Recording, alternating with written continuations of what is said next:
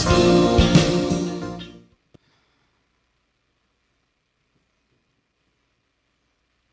Muy buenas tardes. ¿Cómo están todos?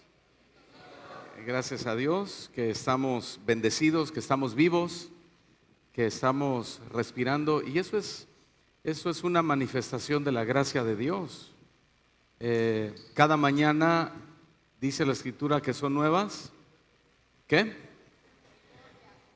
Y podemos decir en lugar de misericordias, lo mismo, las oportunidades de Dios cada mañana, ¿verdad? Son nuevas sus oportunidades y estamos agradecidos con Dios por eso, porque cada día es un buen día para arrepentirnos, para buscar al Señor, para hacer compromisos con el Señor. Él es un Dios de compromisos, Él es un Dios de pactos, Él es un Dios firme y Él espera de nosotros también compromiso, firmeza, responsabilidad. Entonces, pues a medida que oímos la palabra de Dios, hay que recibirla, hay que irle dando una respuesta a Dios en cada punto, en cada principio que Dios nos hable, porque esa es la finalidad de venir y escuchar su palabra, aprender y llevarlo a la práctica. En medio de un mensaje, Dios nos da palabras de esperanza, nos da promesas, Él perdona pecados, Él nos da nuevas oportunidades, y por eso nos gusta tanto venir y reunirnos, porque ahí el Señor está cuando su pueblo le está adorando de todo su corazón, ¿verdad? Pues gracias por recibirme en su iglesia, en su casa, los pastores Gama y Suri, que siempre nos abren la puerta de este lugar. Me siento en casa, me siento contento. Yo estoy pastoreando en la Ciudad de México, Casa de Oración Voz de Dios en la Ciudad de México desde hace 20 años, por la gracia de Dios. Dios me ha dado una esposa y 5 hijos que no pudieron estar conmigo. 2 están en España, están de misioneros, están trabajando en las misiones, y los demás están en casa, todos como siempre esperando el plan de Dios para el futuro de nuestros hijos. Eso es muy importante. Bien, bueno, reciban saludos de ellos y de nuestra congregación también. Hoy quiero hablar un tema que he titulado Lo atractivo de una iglesia. Todos nosotros somos la iglesia de Cristo, ¿sí? Somos el cuerpo del Señor aquí en la tierra, y es muy importante aprender algunos principios, algunas verdades sobre lo atractivo que debe ser una iglesia aquí en la tierra.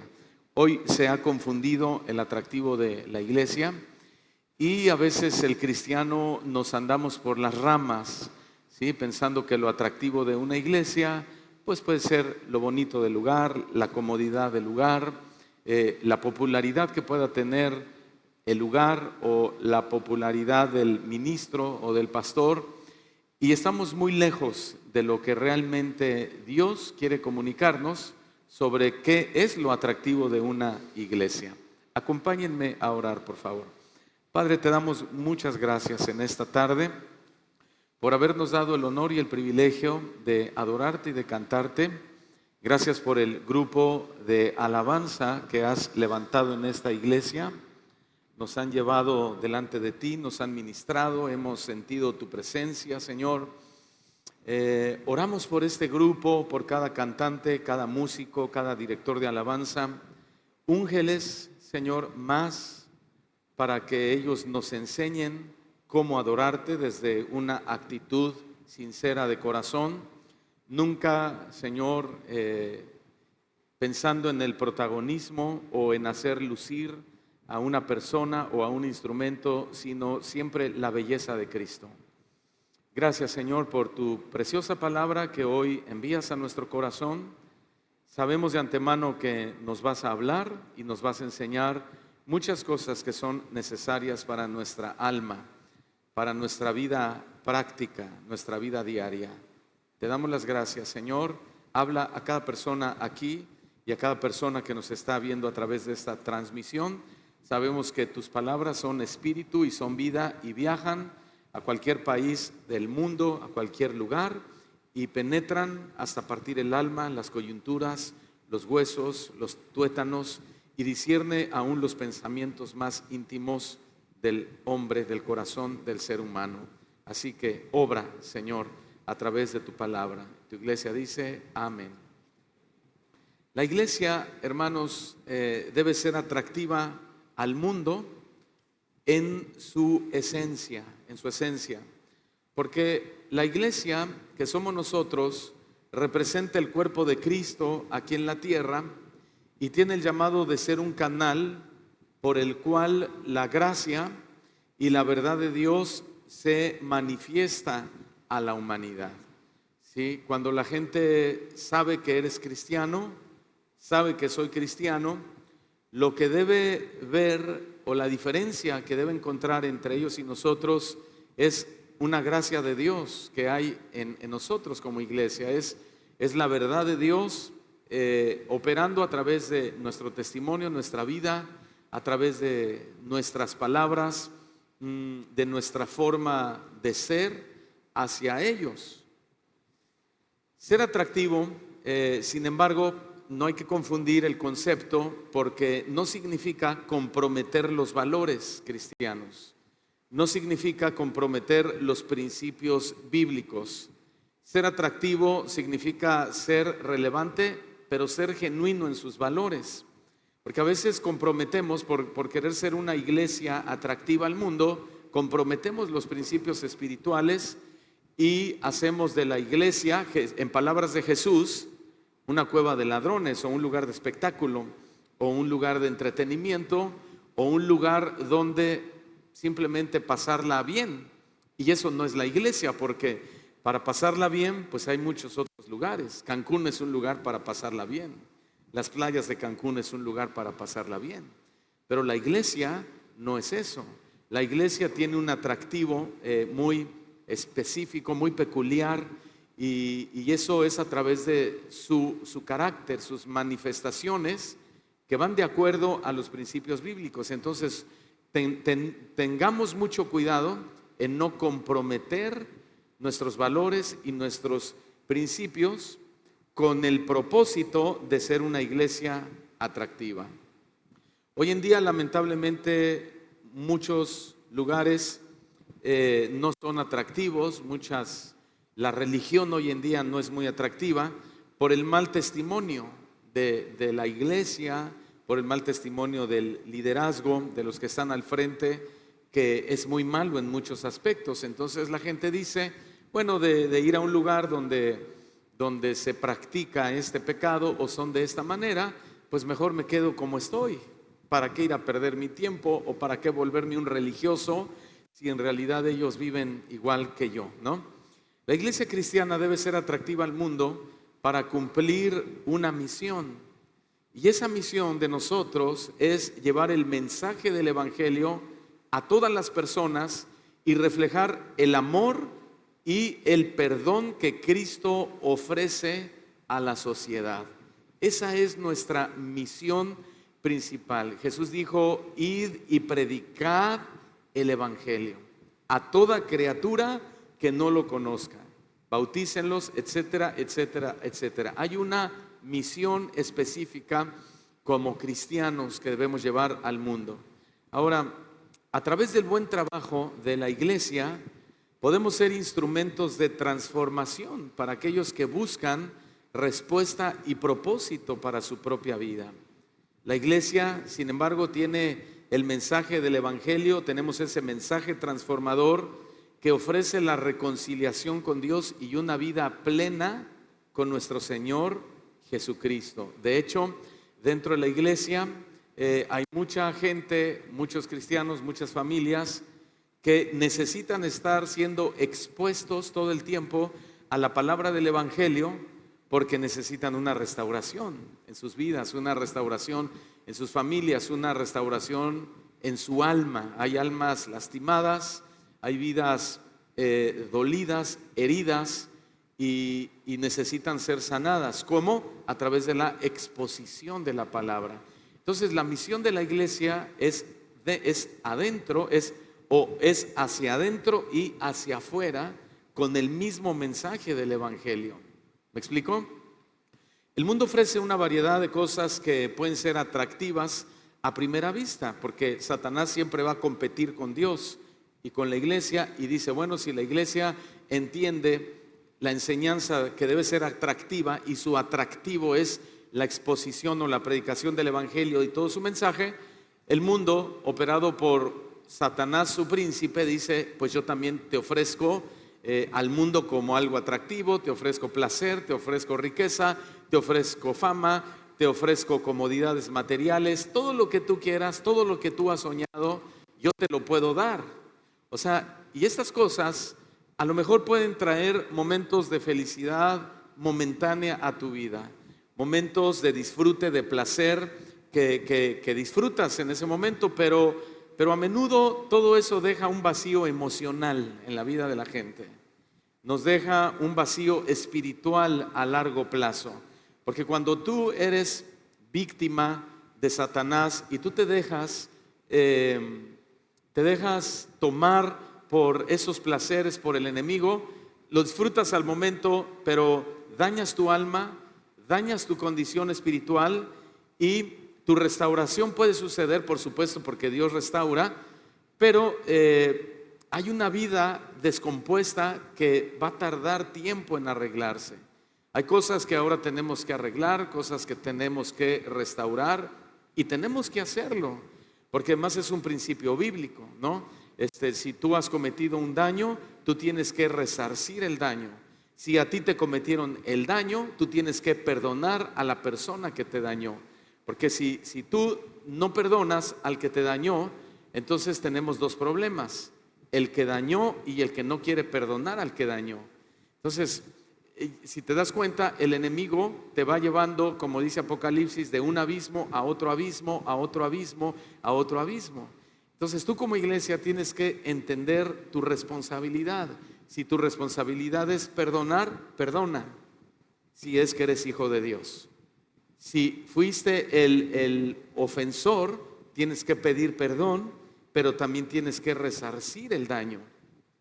De esa manera es como la iglesia es edificada y la iglesia se hace más atractiva al mundo. ¿Por qué? Pues porque el mundo está esperando un mensaje que le traiga significado a su vida. La gente vive sin un significado, sin un por qué y para qué. La Biblia, sin embargo, es el libro de las respuestas de Dios. Es el libro que te dice por qué, cómo, dónde y cómo debes hacer las cosas. La gente de afuera debe ver en la iglesia un reflejo auténtico de la gracia de Cristo para que ellos se sientan atraídos a convertirse a Él. No a convertirse cristiano o digamos a una denominación, sino convertir su corazón a Cristo. Así que, en primer lugar, si tú tomas nota, algunos aspectos fundamentales para que la iglesia sea esa iglesia que atraiga, esa iglesia atrayente, esa iglesia que le interesa al mundo conocer, debe haber amor genuino en la iglesia y amor desinteresado. O sea, la iglesia debe ser conocida por un amor incondicional, tanto adentro como afuera de la iglesia. Y escuchen lo siguiente, esto incluye amar a aquellas personas que son difíciles de amar, porque hay personas que son muy fáciles de amar, ¿no? Pero tú amas a tus hijos porque son tus hijos. Tú amas al que te hace un bien, al que te da un beneficio, y dices, wow, cómo lo amo. Son personas fáciles de amar. Pero hay personas difíciles de amar. A lo mejor tu esposo es áspero, a lo mejor tienes algún enemigo por vecino que se estaciona en la puerta de tu casa, que te arroja basura. A lo mejor tienes un jefe de trabajo que te trata mal, que tiene un carácter endiablado, ¿verdad? Y dices, híjole, esta persona, aunque la Biblia dice que ame a mis enemigos, es difícil de amar. Hay personas que son difíciles de amar, aún dentro de la iglesia, ¿no? Sin embargo, la iglesia debe distinguirse por amar a los de adentro y a las personas de afuera, incluso a las personas que puedan pensar diferente a ti. personas que puedan tener una cultura diferente a ti, personas que puedan tener hábitos y costumbres diferentes a los tuyos. Tenemos que aprender a amar a la gente porque así Cristo nos amó a nosotros. Esa es la base realmente para que tú entiendas cómo amar y por qué amar a alguien que no quieres amar o que te resistes a amar. A veces los cristianos somos muy elitistas porque solamente nos amamos entre nosotros, ¿verdad? O sea, solo ayudamos al cristiano, solo oramos por el cristiano, solo visitamos en el hecho de enfermedad al cristiano, solo estamos ahí para el cristiano, etcétera, etcétera. La pregunta es, ¿cómo podríamos nosotros esperar que el mundo quiera venir a Cristo si la primer característica de Jesús al mundo fue su amor incondicional? Dice la Escritura que Él no se aferró a sí mismo. Él no se aferró al cielo, al ambiente de gloria en el que vivía, a la adoración de los ángeles, a la compañía de su Padre Celestial. No, Él se despojó a sí mismo. Tomó forma de hombre, tomó forma de siervo y vino a servirnos. Entonces, la característica del amor es la base de la operación de la iglesia y el mundo lo va a observar y eso le va a traer un amor incondicional. Juan 3:16 lo dice: de tal manera amó Dios al mundo que dio a su unigénito Hijo para que todo aquel que en Él cree no se pierda, sino que tenga vida eterna. Para todo el mundo, para todas las razas, para cualquier estatus social, para cualquier situación de persona, el Señor Jesús, el Padre dijo: yo voy a dar a mi Hijo y voy a dejar la opción abierta para que todo aquel que quiera recibir ese amor de mi Hijo, lo reciba. Pero ya recibiendo ese amor, la iglesia adquiere ahora el compromiso, la responsabilidad o la obligación de también amar a los demás, así como Cristo nos amó a nosotros. Y te voy a decir algo que quizá te va a hacer pensar. ¿Sabes por qué el mundo es tan atractivo a grupos como el LGBT? ¿Por qué el mundo, pues sí, es tan atractivo por ejemplo, al feminismo, al machismo, a la ideología de género, incluso cosas más aberrantes como el bestialismo, y hay tantas y tantas cosas? El mundo es atractivo a este sector de personas porque el mundo les ofrece precisamente amor incondicional, es decir, les ofrecen apoyo, les ofrece respaldo moral a su forma de vivir, a su forma de ser. Si tú eres homosexual, dice la política, dice la filosofía, dicen las mentes brillantes de nuestra época, está bien, sé feliz como eres, nadie te vamos a decir que cambies. Si tú eres un hombre, pero dices que eres mujer y naciste en un cuerpo de hombre, entonces llámate María, aunque tu nombre sea Pedrito. Nosotros no te vamos a decir absolutamente nada. Queremos que te sientas bien en tu país, queremos que te sientas bien con tu gente. Entonces, y después salen otras leyes, la ley del divorcio y la ley del aborto, y en Estados Unidos y países de Europa donde tú puedes tener un hijo y si no lo quieres lo puedes dejar en un buzón y va a venir el DIF de esos países, lo va a recoger, lo va a dar en adopción.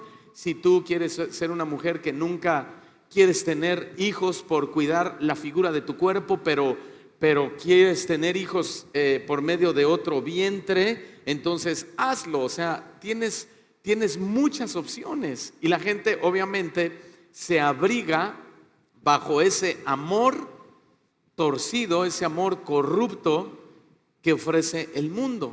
Entonces la iglesia tenemos que ofrecer un amor genuino, un amor que proviene del corazón de Dios, un amor puro, un amor sincero, un amor moral de acuerdo a la moralidad de Dios.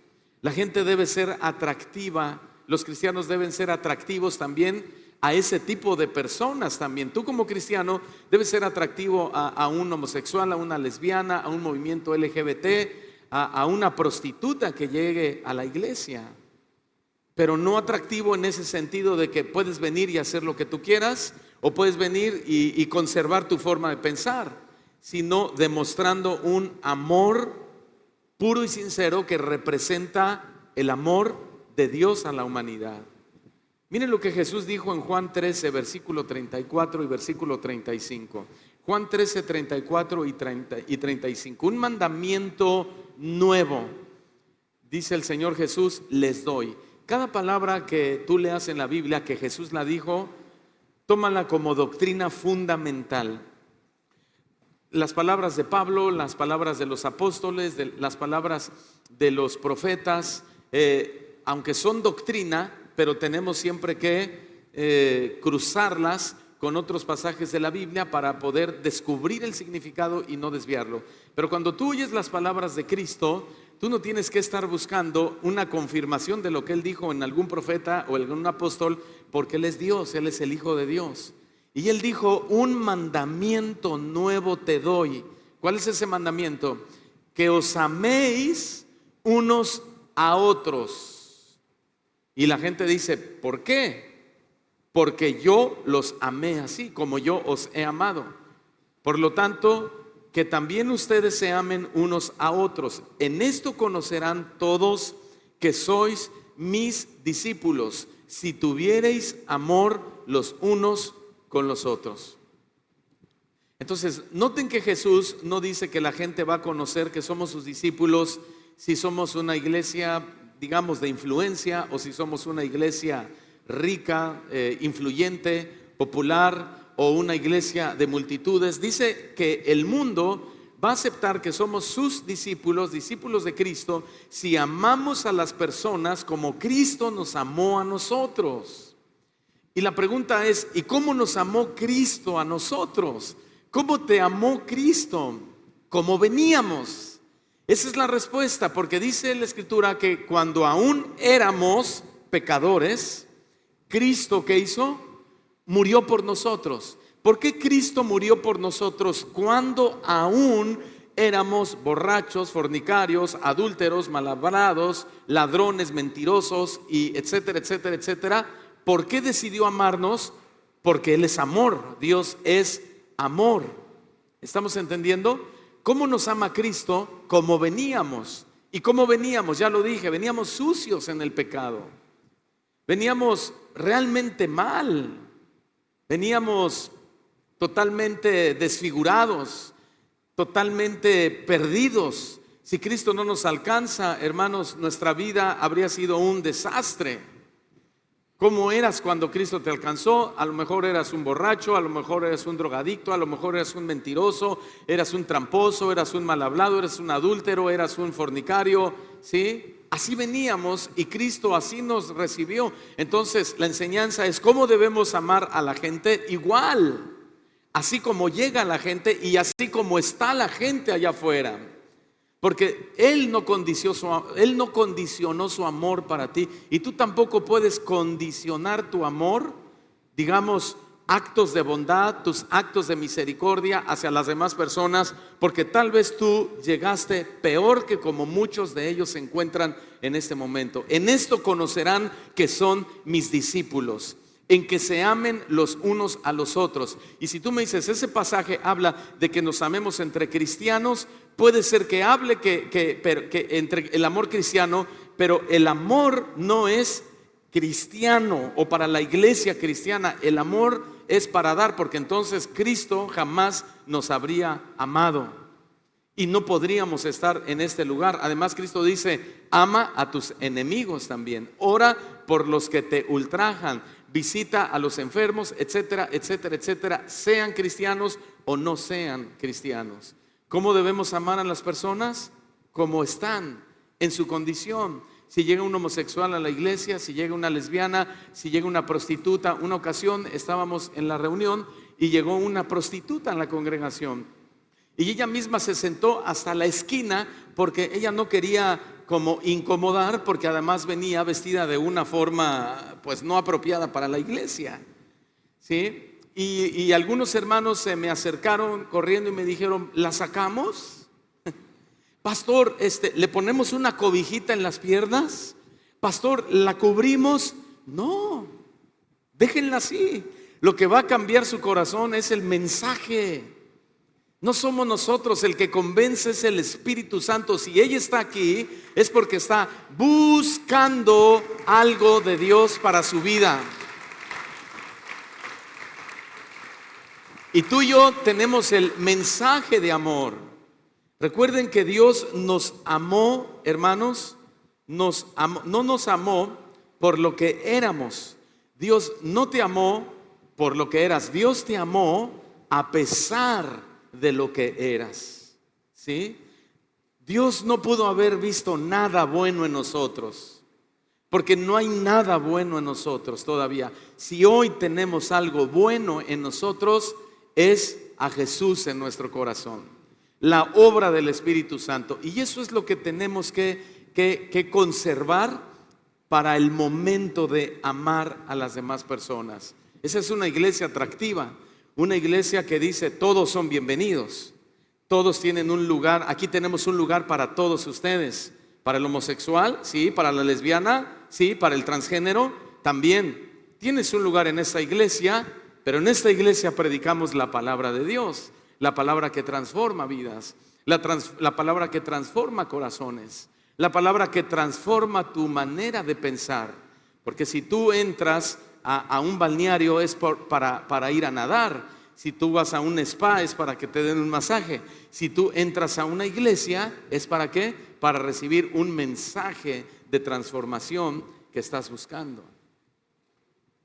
La iglesia que es atractiva es la iglesia que ama a pesar de la condición en que llega el pecador. Primera de Juan 4, 7, 8 dice Juan: amados, amémonos unos a otros. ¿Por qué? Porque el amor es de Dios. Y todo aquel que ama, ¿qué es? Digan todos. Es nacido de Dios y conoce a Dios. Lean esto con atención, por favor. ¿Ya lo tienen? ¿Ya lo tienen? Dice: amados, amémonos unos a otros, porque el amor es de Dios. Todo aquel que ama es nacido de Dios y conoce a Dios. El que no ama no ha conocido a Dios, porque Dios es amor. Wow, este versículo es poderoso, pero hay que reconocer que la vara que el Señor nos está poniendo en este texto es muy alta, porque dice que el que ama es nacido de Dios. El que ama es nacido de Dios. ¿Cuántos ya nacieron de nuevo? Sí, pues es el mundo el que va a dar testimonio si tú ya naciste de nuevo. No eres tú mismo. No es que tú digas yo ya nací de nuevo. No es que tú digas yo soy cristiano. No. El mismo Señor Jesucristo dijo en una de sus enseñanzas: si yo hablo de mí mismo, mi testimonio no es verdadero. Yo no vengo a hablar de mí. Lo que oigo de mi Padre, eso les enseño. Y la gente tenía que dar testimonio de las palabras de Cristo. Cuando a Jesús lo señalaban de haber cometido alguna falta, tuvieron que contratar a difamadores profesionales, porque nadie lo había podido sorprender ni una sola ocasión en ninguna clase de pecado. Por eso él, con toda la autoridad moral, dijo: ¿quién de ustedes me puede redarguir de pecado? Nadie podía redarguirlo de pecado, porque Jesús no había pecado. ¿Qué está diciendo él con esta declaración? Si yo, que soy santo, si yo, que no he practicado el pecado, soy capaz de darle amor a una prostituta que se quiera arrepentir, soy capaz de amar a una Magdalena que tenía 7 demonios dentro de ella, si yo soy capaz de amar a un Nicodemo fariseo contrario a mi propio mensaje, entonces ustedes deben aprender eso de mí. Y en lugar de juzgar a las personas por su aspecto físico, o por lo que ha pasado, por la vida que han llevado, por las cosas que hacen, tenemos que amar a esas personas como Cristo nos amó a nosotros. El que ha nacido de nuevo ama a la gente. Amén.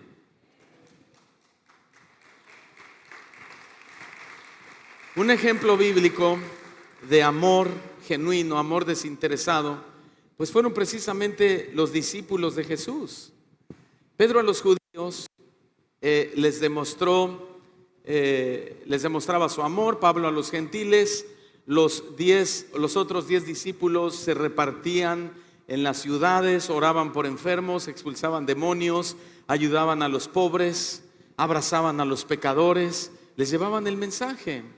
Y por eso es que el ministerio de Cristo y el ministerio de los apóstoles fue tan atractiva para mucha gente. ¿Por qué? Por el amor desinteresado que ellos les mostraron. Hoy se ha tergiversado ese amor, ¿verdad? Dentro del cristianismo y dicen, bueno, eres bienvenido como vienes, como eres.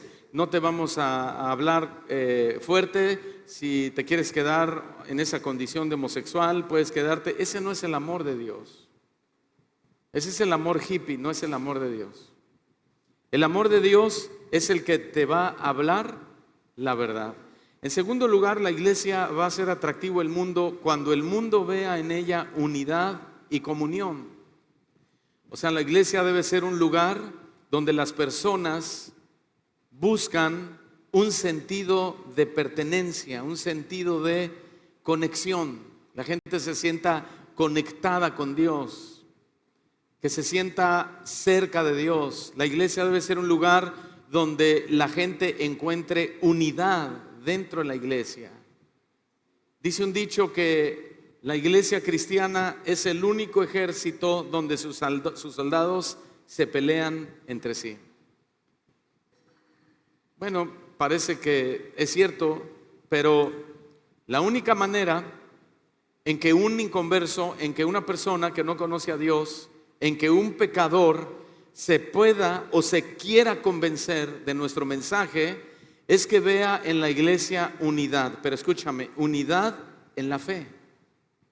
Que vean ellos la importancia que tiene para nosotros la unidad de nuestras convicciones, que estamos unidos en nuestros valores cristianos, que estamos unidos, que estamos sólidos en el mensaje del evangelio, ¿sí?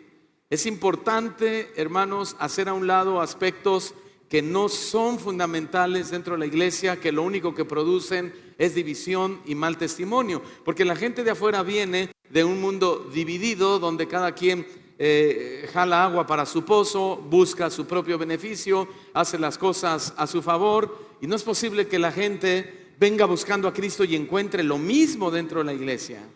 Que encuentre hermanos peleados, hermanos divididos, o que nosotros no le hablamos a nuestros hermanos de tal denominación o de otra denominación, que no podemos ver a un católico porque luego lo mandamos al infierno, que le aventemos la puerta a un testigo de Jehová. El mundo, hermano, cuando ve eso en el cristiano, dice, no son atractivos, no me interesa su religión. No me interesa ser cristiano como ellos. No quiero ser cristianos, tan peor que nosotros. Martín Lutero dijo que en lo fundamental debe haber unidad. Y hay muchas cosas en la iglesia que pasan que no son fundamentales. Y que la iglesia se está peleando por asuntos quizá doctrinales, que si Cristo viene antes de la tribulación, que si viene durante la tribulación, que si viene después de la tribulación, que si vamos a poder tener hijos en el milenio, que si las solteras en el milenio se van a poder volver a casar, que cuando viene Cristo, que si en un año, que si en medio año, que si celebramos la Navidad, que si ponemos el arbolito de Navidad o que si es del diablo. Son aspectos no fundamentales y la gente dice, estos hombres, pues ¿qué predican o a qué Cristo me están presentando? En lo fundamental debe haber unidad y hay aspectos muy fundamentales en la iglesia que el mundo debe ver dentro de nuestro lugar, de nuestra iglesia, hermanos, como por ejemplo doctrinas como la doctrina de la salvación, la doctrina de la justificación, la doctrina de la redención, el perdón, el perdonar, en que digan, wow, ellos se aman porque se perdonan. wow, ellos sí siguen el ejemplo de Cristo porque otorgan el perdón, porque hay amor. ¿Sabes lo que significa perdón? Perdón significa pasar por alto la ofensa. Esa es la Pascua. Cuando Cristo fue el Cordero inmolado de Dios que vino al mundo a morir en esa cruz, y Él dijo, consumado es. Él dijo, Padre, estoy dispuesto a pasar por alto la ofensa de toda esta gente si viene a mí en arrepentimiento y fe. Si viene a mí creyendo de todo su corazón, yo los perdono, yo paso por alto la ofensa. Yo te pregunto, ¿has estado dispuesto a pasar por alto la ofensa? ¿Has estado dispuesto a perdonar a aquella persona que ha hablado mal contra ti? ¿Estás dispuesto a perdonar a aquella persona que te difamó? O a lo mejor tú sí hiciste un daño y tú estás en la condición del que dañó. ¿Sabes una cosa? Si tú estás arrepentido de todo corazón, el Señor ha pasado por alto tu ofensa. Y ahora el Señor te dice, ahora tú tienes también que aprender a perdonar a los demás. Si tú cometiste el daño, tienes que pedir perdón. Pero si tú eres el dañado, tienes que perdonar, como lo dije al principio. ¿Por qué? Porque si no, tenemos dos problemas: el que dañó y el dañado que no quiere perdonar, porque guardó rencor, porque guardó falta de perdón, porque tiene espíritu de venganza, porque tiene un espíritu amargo. La iglesia que es atractiva es la iglesia que está dispuesta a pasar por alto la ofensa de las demás personas. Y en todo eso debe haber unidad de pensamiento, unidad en el espíritu. Miren lo que escribió Lucas en Hechos capítulo 2 versículo 42. Lucas 2, 42. Dice que los cristianos ya consolidados de esa época después de Cristo perseveraban en la doctrina de los apóstoles. Estaban unidos en eso había unidad. Perseveraban en la comunión unos con otros y en el partimiento del pan y en las oraciones. Pero noten que dice que perseveraban en la comunión unos con otros. Pero esta comunión era producto de primero haber perseverado en la doctrina de los apóstoles. ¿Estamos entendiendo? Si la gente llega a nuestra iglesia y nos ve pelear por todo, nos ve pelear por doctrinas, nos ve pelear por posiciones doctrinales, nos ve pelear por falta de amor, por falta de perdón, por discordia, por división, ¿sabes? La verdad es que no les va a interesar nuestro Cristo.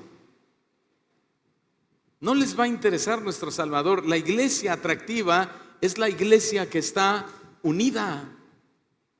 Es la iglesia que tiene una misma fe, una misma convicción, un mismo propósito, que todos trabajamos en la obra de Cristo. Pablo escribió en Efesios 4:3 que nuestro comportamiento debe ser el de ser personas solícitas en guardar la unidad del Espíritu en el vínculo de la paz.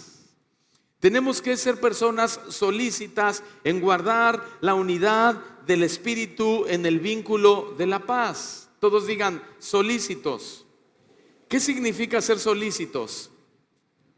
Significa siempre dispuestos a guardar la unidad. Eso significa siempre dispuestos a guardar la unidad. Yo tengo 5 hijos y son muy diferentes entre ellos.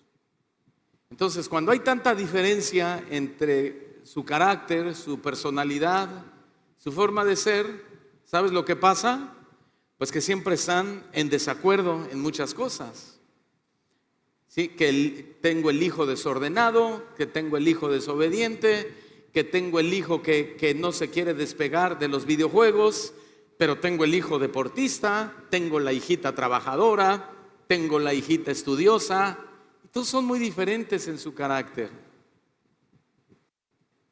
Y como son diferentes, suele haber muchos desacuerdos, ¿verdad?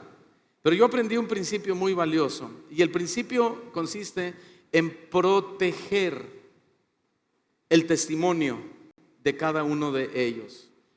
Proteger el testimonio de cada uno de ellos, es decir, aceptar sus diferencias, entender que son diferentes. O sea, si uno de mis hijos viene y señala al otro y dice: papá, es que es un cochino, o es que es una desordenada, es que avienta los calcetines, mi respuesta siempre es cubrirlo y decirlo: no, es que los calcetines los viste botados porque él los quiso aventar al cesto de la ropa sucia, pero no cayó.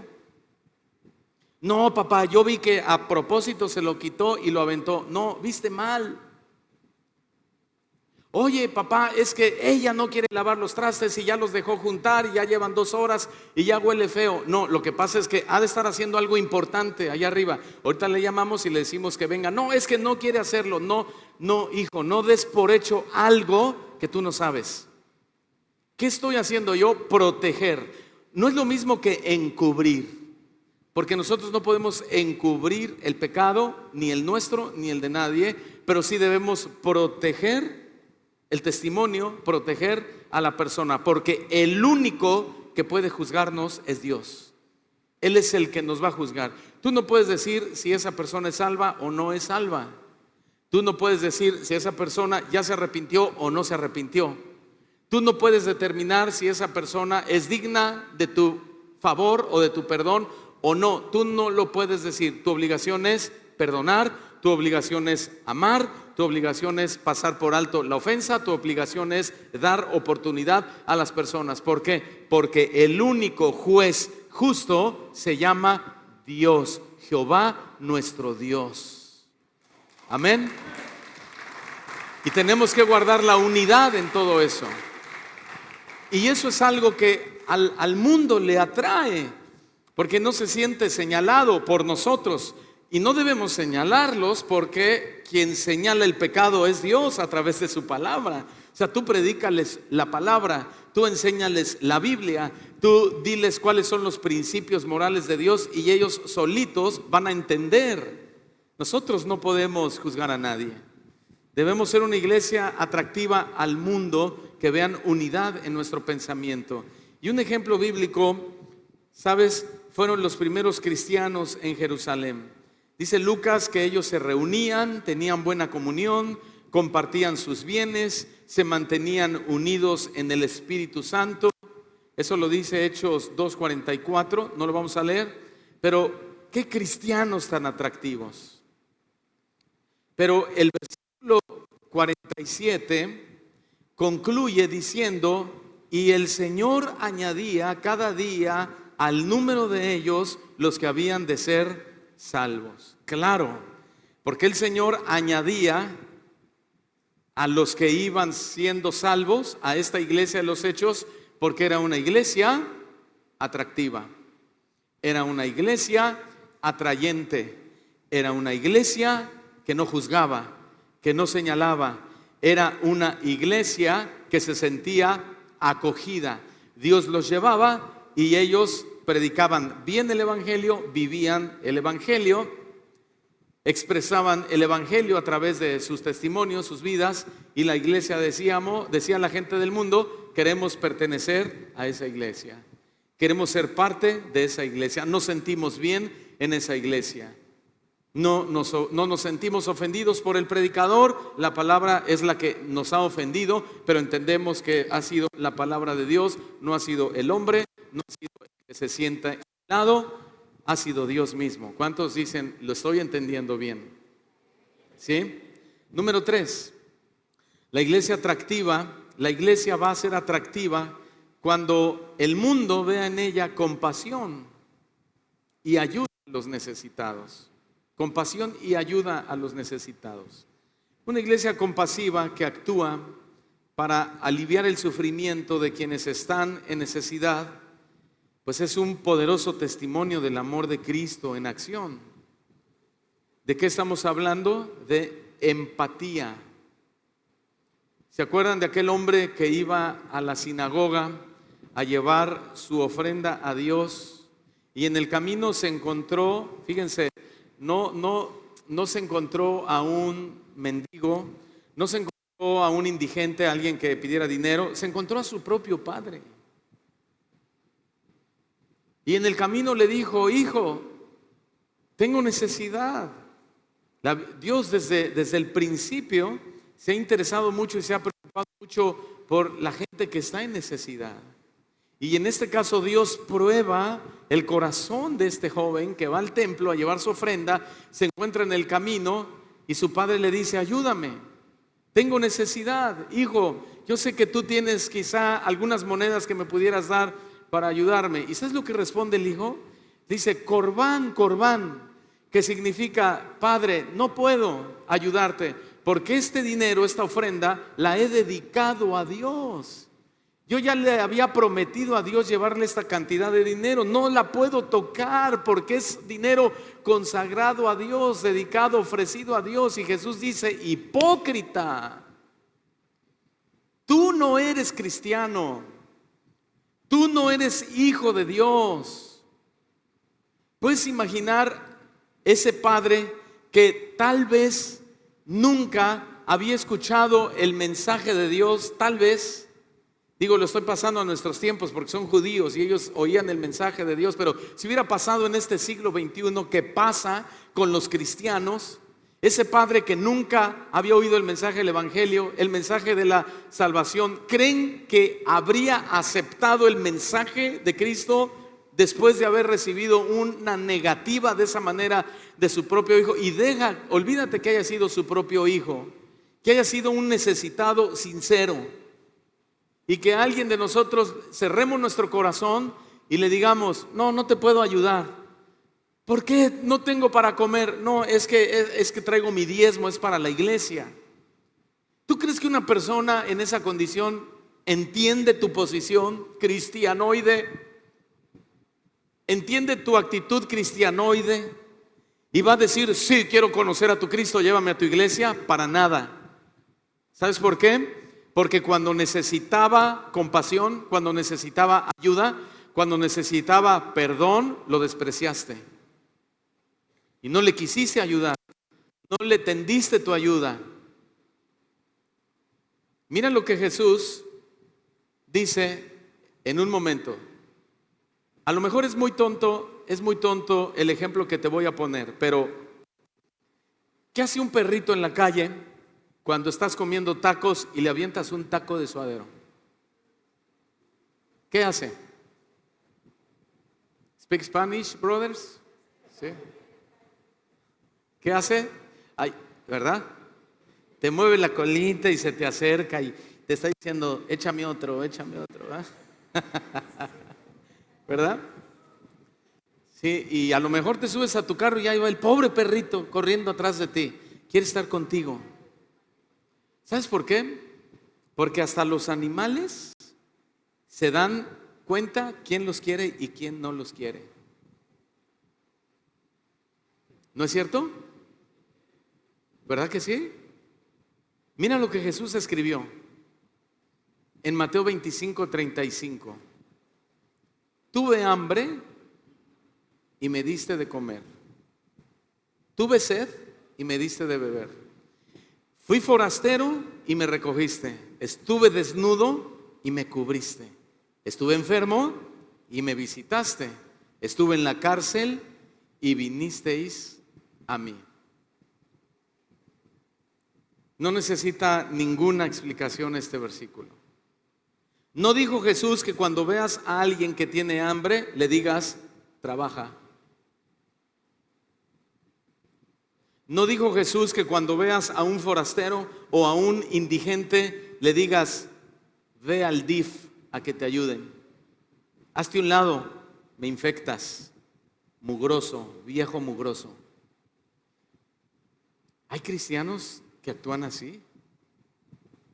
Hasta me da vergüenza decirlo porque yo no sé cuánta gente no cristiana me esté oyendo. Pero este es el evangelio. Lo otro no es el evangelio. Jesús tampoco dijo que cuando vieras a algún enfermo le dijeras: es porque has de andar en pecado, por eso estás enfermo. Y tampoco dijo que cuando supieras que tu amigo está en la cárcel, dijeras, es que seguramente se lo merece, por eso está en la cárcel. Es que el juicio de Dios cayó sobre él. Una iglesia así no es atractiva. Diría más bien, es una iglesia que da pena, que da mucha pena, da mucha tristeza. Mira lo que Pablo le escribió a los Gálatas en el capítulo 6, versículo 10. Así que según tengamos oportunidad, esto que así que según tengamos oportunidad, significa siempre que se presente la oportunidad. ¿Qué debemos hacer? ¿Qué debemos hacer? ¿Hagamos bien a los cristianos? No, primero dice a todos, pero después dice y mayormente a la familia de la fe. Pero esta frase, según tengamos oportunidad, es una frase que está ahí más que para enseñarnos, para confrontarnos. ¿Por qué? Porque a cada uno se nos presentan oportunidades para dar de comer a un hambriento, para ayudarle a un indigente, para comprarle un medicamento a un enfermo o para visitar a un preso. Todos los días Dios nos da la oportunidad. Y sin embargo, el cristiano no es sensible o es insensible y no ayuda. Un ejemplo de compasión y ayuda, no sé si ustedes se acuerdan de esta mujer llamada Dorcas en el Antiguo Testamento. Esta mujer fue una mujer piadosa que vivía en Jope y él se destacó por sus obras de caridad. Ella ayudaba a los pobres de su comunidad. Dice su historia que ella les hacía ropa a toda la gente que tenía necesidad, se las regalaba, no se las vendía, se las regalaba. Tanto fue el aprecio que le tuvieron que el día que ella murió se juntó una multitud y todos le lloraban con un corazón sincero. Y la gente no decía, es que Dorcas nos daba ropa. La gente decía, es que Dorcas nos ayudaba. Y cuando tú tienes a Jesús en tu vida, Él te ha dado el poder, la habilidad, el don, la gracia de ayudar a mucha gente en sus necesidades. Cualquier necesidad en la que se encuentre. A lo mejor tú no tienes dinero para ayudar a un necesitado, pero tienes una palabra de esperanza. Tienes una palabra de aliento. ¿Sabes que cuando tú no perdonas la ofensa de una persona que te ha pedido perdón, ahora tú cargas esa responsabilidad? Entonces, cuando tú no le das el perdón a esa persona, tú estás poniendo en ellos una culpa de la que ellos se han querido liberar. Y no pueden, porque dicen, Señor, ya le pedí perdón y no me quiere perdonar. Señor, ya traté de resarcir el daño de una o de otra manera y no me quiere perdonar. Y el Señor te dice, inténtalo otra vez. Y vas y le pides perdón y te humillas y te arrepientes y te disculpas y le haces promesas, que todo eso debe hacer la parte ofensora, ¿verdad? Porque es parte del fruto del arrepentimiento.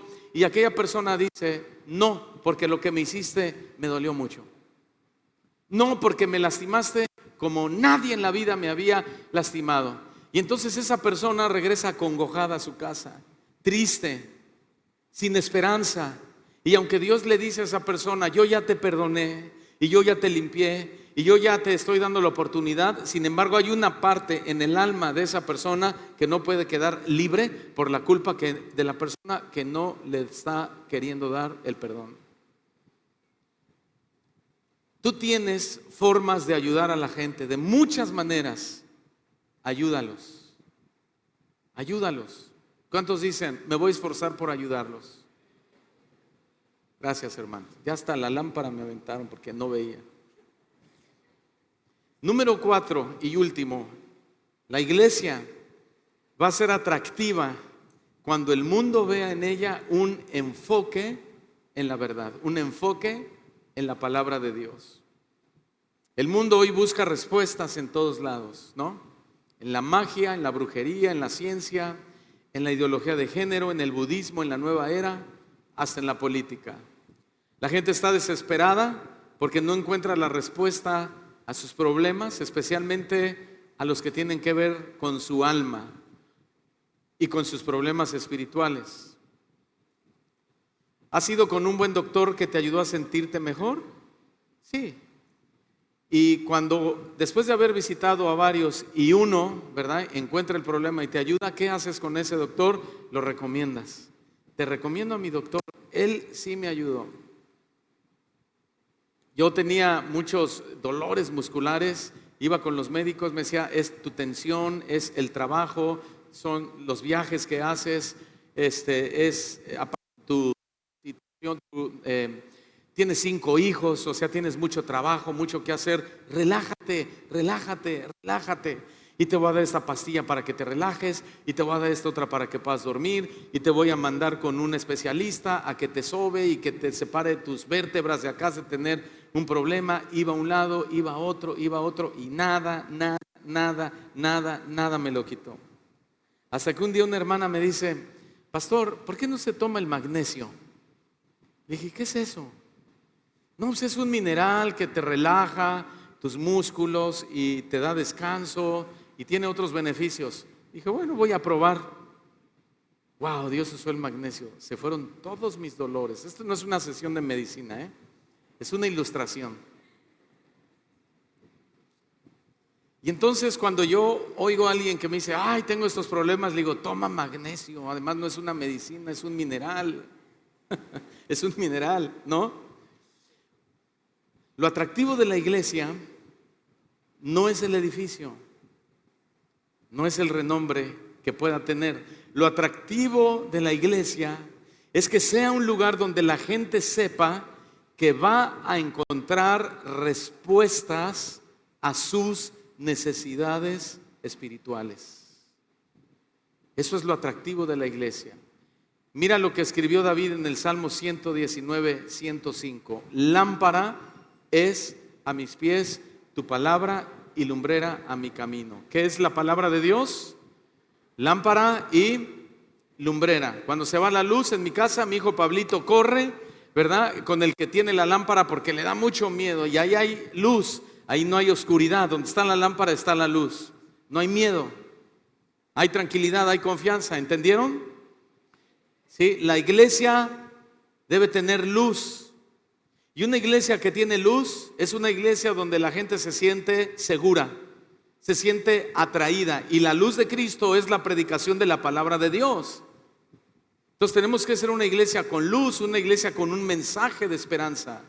Y miren lo que también escribió Pablo en 2 de Timoteo 3, 16. Toda la escritura es inspirada por Dios, es útil para enseñar, para redarguir, corregir, instruir, a fin de que el hombre de Dios sea perfecto, enteramente preparado para toda buena obra. O sea que la iglesia es un lugar de entrenamiento espiritual donde debe haber enseñanza, confrontación del pecado, corrección, instrucción, esperanza, etcétera, etcétera, etcétera.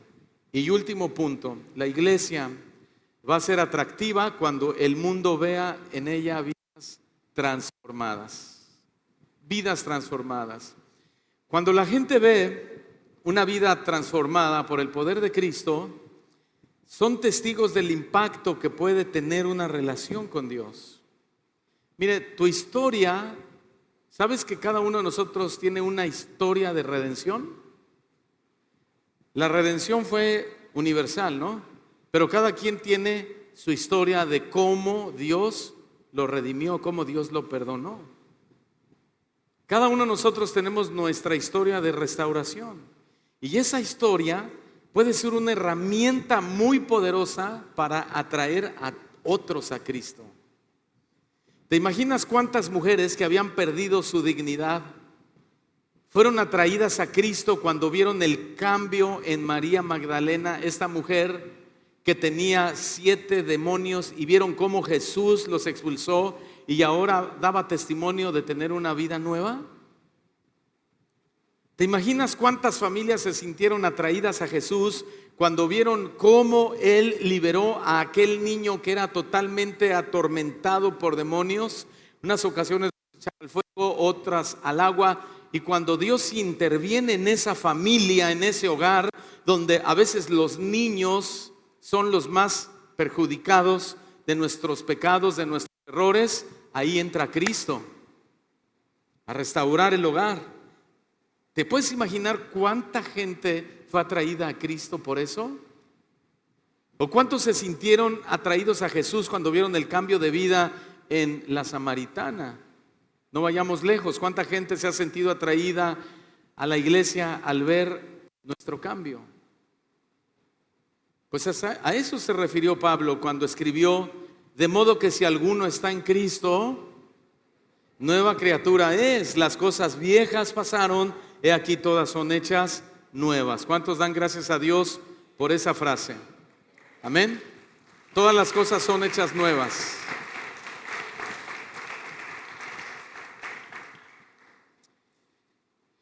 Conclusión: la iglesia debe ser un reflejo visible de la persona de Cristo. Cuando la gente de afuera ve estas cualidades en acción, van a ser atraídos hacia Cristo y sus vidas también serán transformadas. Recuerda que tú no puedes dar lo que no tienes. Y si tú tienes a Jesús en tu vida, hoy te he dado 5 puntos muy importantes en los cuales tienes que trabajar. ¿Cuántos dicen, voy a trabajar en esos puntos, pastor? Amén. Vamos a orar. Cierra tus ojos. Inclina tu rostro. Señor, te damos gracias